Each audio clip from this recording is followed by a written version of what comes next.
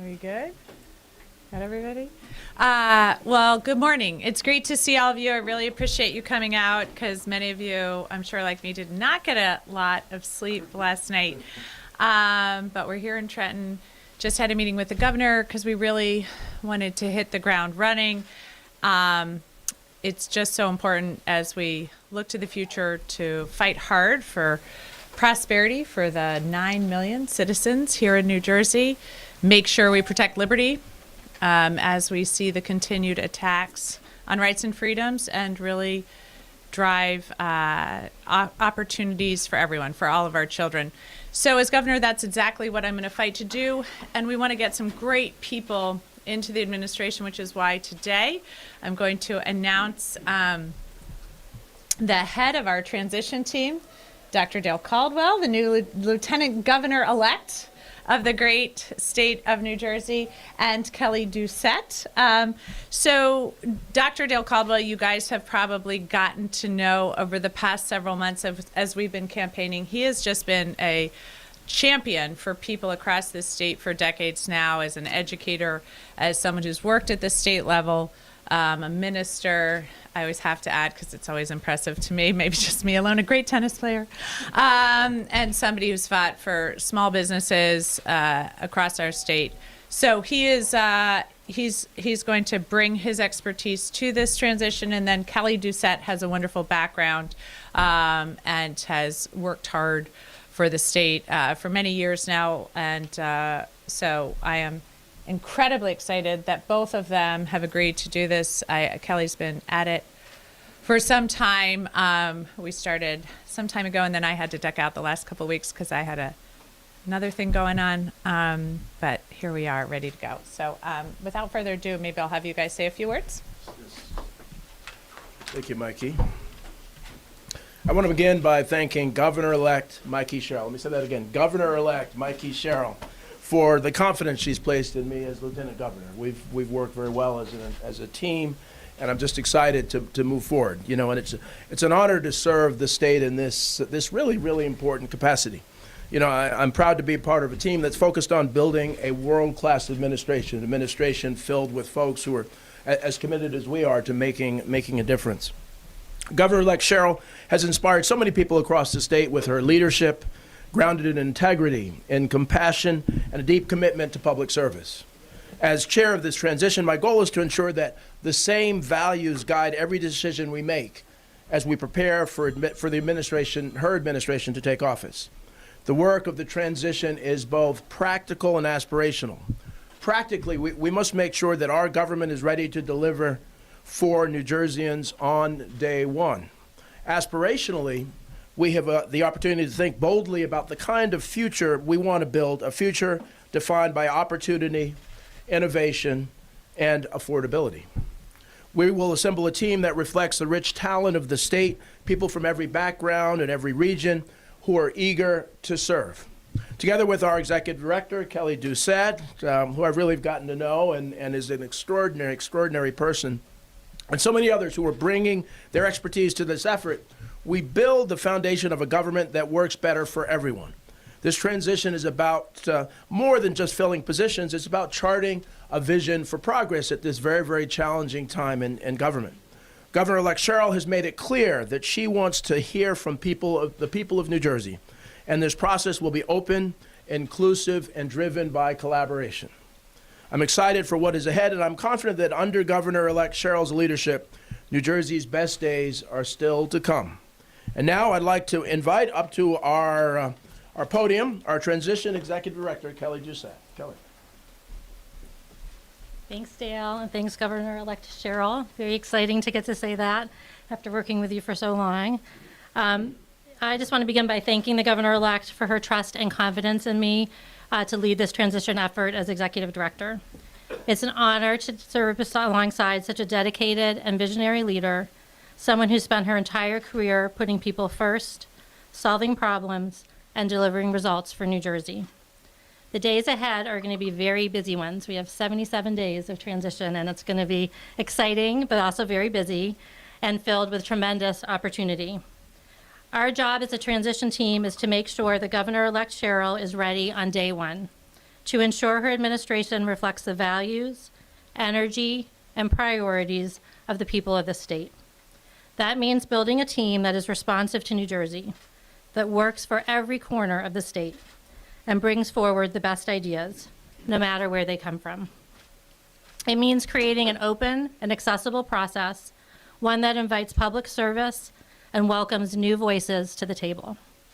I'm proud to be working with Lieutenant Governor-elect Dale Caldwell, also exciting to get to say that, Lieutenant Governor-elect, as our transition chair, and with so many talented and committed people who are stepping up to help guide this effort. Together, we will lay a foundation for an administration that is ready to tackle the big challenges ahead, from making New Jersey more affordable for working families, to building a state government that is ruthlessly efficient and responsive to the needs of the people, and of course, saving you time and money. This is about more than a transition. It's about turning the hopes and ideas of this campaign into action and results for the people of New Jersey. I'm deeply grateful for this opportunity, and I'm looking forward to getting to work. Thank you, and I will turn it back over to the governor-elect for questions.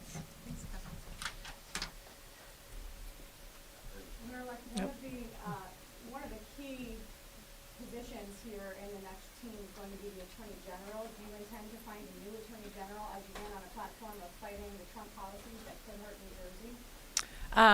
We are building the team out now, and we'll have announcements coming shortly. But we're going to hit the ground running, so it should be very soon. Governor-elect, can you just describe what you envision for your first 100 days? Yes, well, I'm going to declare a state of emergency on day one and freeze utility costs. And then really we'll get right to work on the kids' online safety agenda, where we are going to take on those algorithms as well as stand up a committee of excellence so we can get information, because right now the tech companies have most of the information. Join the tariff lawsuit very quickly that other states are engaged in to push back on the tariff program that Trump is running that's really harming our economy here, and then get to work on the state budget as well, because that's coming up very quickly. Governor-elect, you have mentioned throughout your campaign that you're opposing Trump in various ways on various issues. Now that you are the governor-elect of New Jersey for 4 years, governor, he's going to be president for 3 years. Have you reached out to him? Has he reached out to you? Do you plan to have some kind of communication with him?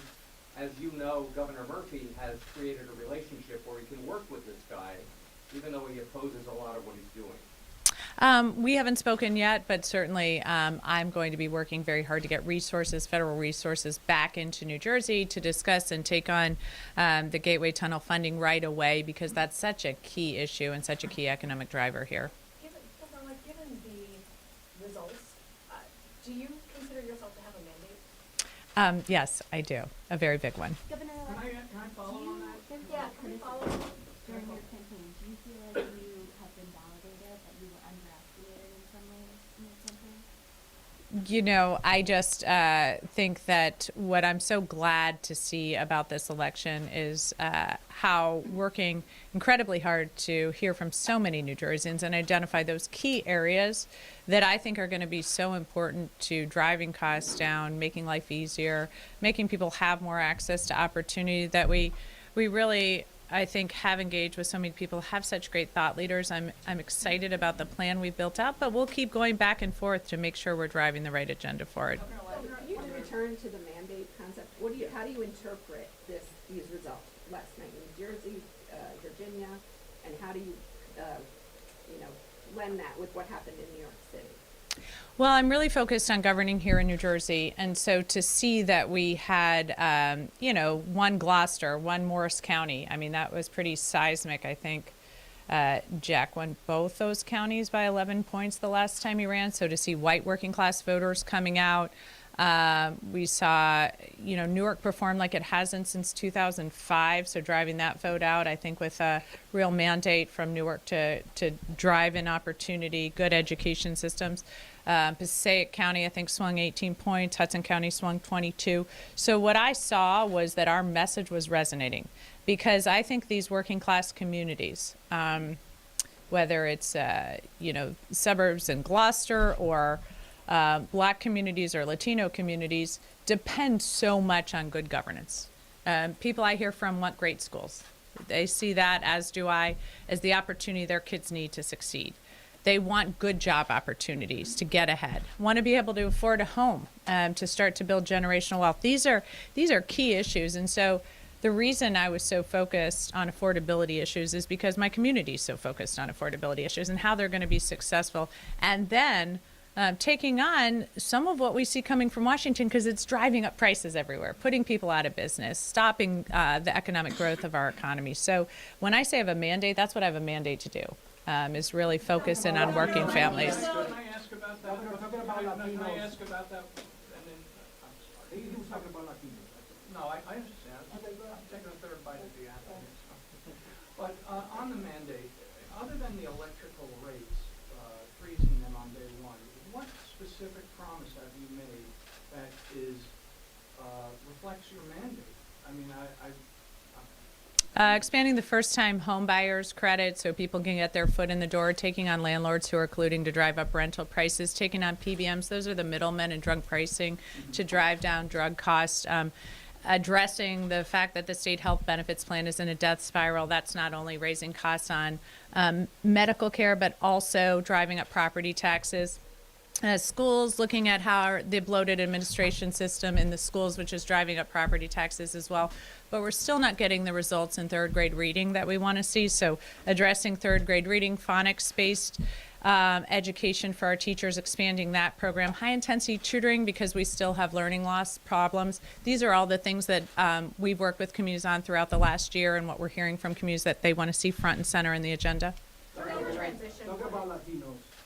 You mentioned that they care about education, but they also care about families. And families right now are being divided and deported by the current administration in Washington. What is your plan to either fight or stop this? So I'm committed to making sure people here feel safe, getting to school safely, getting to church safely, going to report crime safely. And that is what I'm going to do as governor, also taking on those people who are not following the law and the Constitution. We're hearing reports of ICE agents picking up people who are here legally, not even allowing them to show any papers that they are here legally, people who are citizens here. We're also hearing from police officers that there are agents on the street dressed like they are going to Afghanistan. And so making sure that any agents, law enforcement here on the streets is easily identifiable as such. And at the same time, I don't want to discount our Latino community is our most entrepreneurial community. So I'm hearing a lot about red tape and permitting issues for businesses, a lot about concerns of affordability here in our state as well. So these are, this is a community that wants to see both safety, as you've brought up, for their families, for their community, but also good opportunity here with jobs and affordability. Brad, people that haven't had a chance to legalize themselves. Brad. What about those people that haven't had a chance to legalize themselves? For example, a couple of weeks ago, a bodega owner, a longtime resident of New Jersey, was, apprehended by ICE. Is there any way to help those people under your government? There is certainly a way to ensure people have proper representation and that we work hard with our federal delegation to get better processes in place. So TPS recipients, make sure we address TPS. I've been a big supporter of that for Haitians and extending that, for example, ensuring people have a pathway to citizenship. I've been a big fan of comprehensive immigration reform, making sure people have that. A lot of this is something that we've come very close to time and again. And in the most recent case, Trump, I think, undermined it because he thought it was better for his campaign not to effectively address that. Brad had a question. No, go ahead. I'll go. Just going off of this scheme, so will you or will you not continue to do trust directly? So I am focused on keeping people safe here, and I've lined that out exactly how that'll operate. But the Immigrant Trust Directive has a lot of those aspects in it, which I've been supportive of. Governor-elect, as you know, a lot of people seem to want your old job. I guess they think it's easy. So. Well, that they won't open Congress up because the Speaker doesn't want to release the Epstein files. So it's. Any idea when you might be formally resigning? You know, it has to do with when the election is, and will you be getting involved in that season 11 race in terms of endorsing anybody?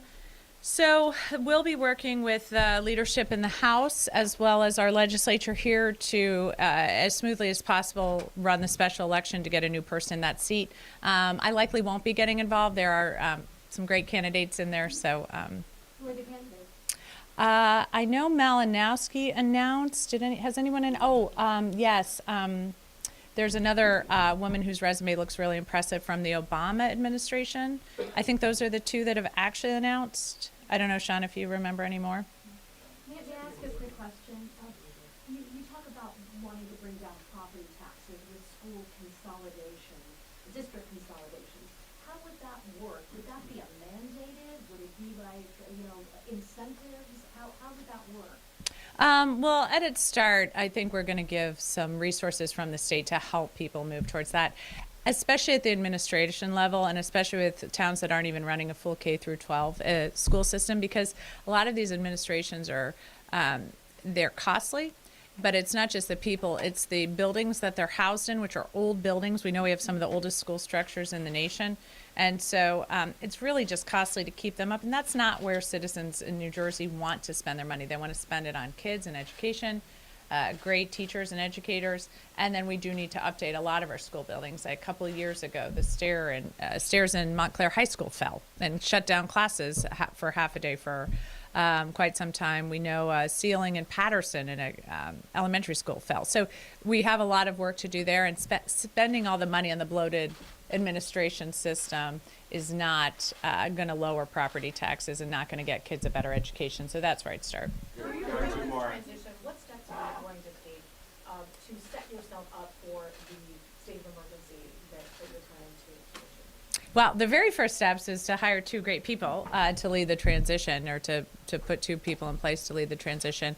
But we'll, we've already had some conversations. I've already, even during the campaign, had conversations with some of our utility companies, as well as working with some policy experts on exactly what money's coming in through the BPU and how it might be used to do that. Do you think the school funding formula is fundamentally broken, and do you want to see any specific changes made to it through the legislature?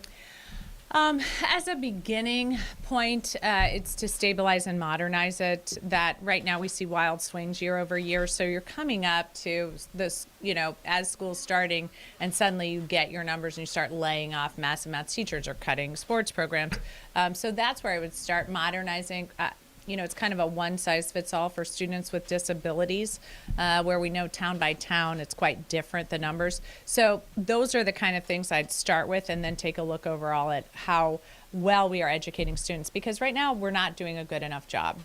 Like I said, 3rd grade reading that's a key metric.